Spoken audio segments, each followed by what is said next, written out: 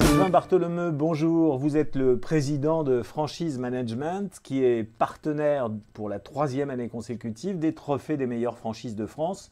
Je vous poserai une question toute simple. Pourquoi? Parce qu'on ne change pas une équipe qui gagne.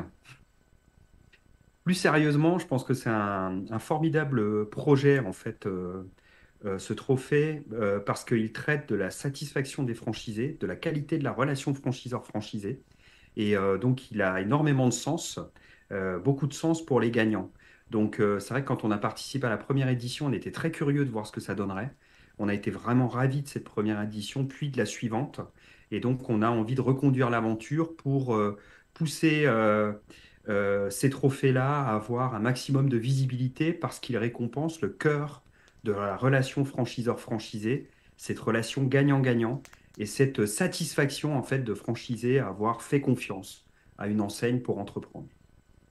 Alors pour aller encore un petit peu plus loin, franchir une étape dans l'enthousiasme, quel message vous pourriez délivrer aux franchiseurs et aux réseaux qui hésiteraient encore à s'inscrire au trophée des meilleures franchises de France? Bah que hésiter, c'est faire une énorme erreur. Il n'y a pas de place pour l'hésitation en 2025. Non, si je peux me permettre, je pense que on est dans une année où en fait il faut s'occuper de ces franchisés, prendre le temps de les écouter. Les franchiseurs doivent être préoccupés par la réussite, la santé, le bien-être, la satisfaction de leurs franchisés dans des phases économiques, géopolitiques qui sont plutôt instables et qui génèrent beaucoup d'anxiété pour les chefs d'entreprise.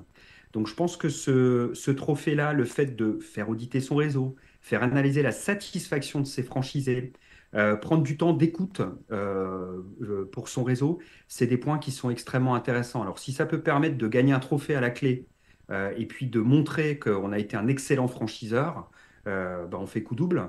Mais en tout cas, premier élément important, c'est que prendre encore plus conscience des besoins, des attentes de ses franchisés, c'est vraiment clé en 2025. Donc, je pense que c'est un trophée pour lequel il faut absolument candidater. Merci. Alors cet échange est, je pense, une excellente occasion de rappeler comment Franchise Management aide, accompagne les franchiseurs depuis maintenant 35 ans. C'est bien ça? Oui, c'est ça, le cabinet existe depuis 35 ans.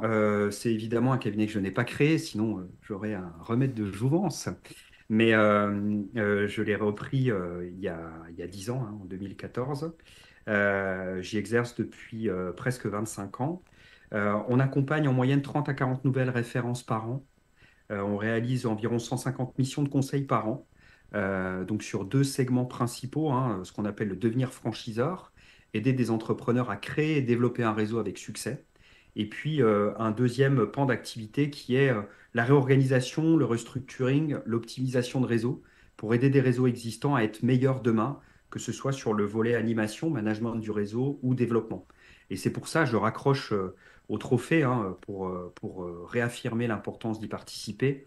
La notion d'écoute des franchisés, c'est fondamental, et la notion de construire un management efficace pour aider les franchisés à être meilleurs pilotes en fait de leurs navires entrepreneuriaux. C'est vraiment un sujet clé en 2025.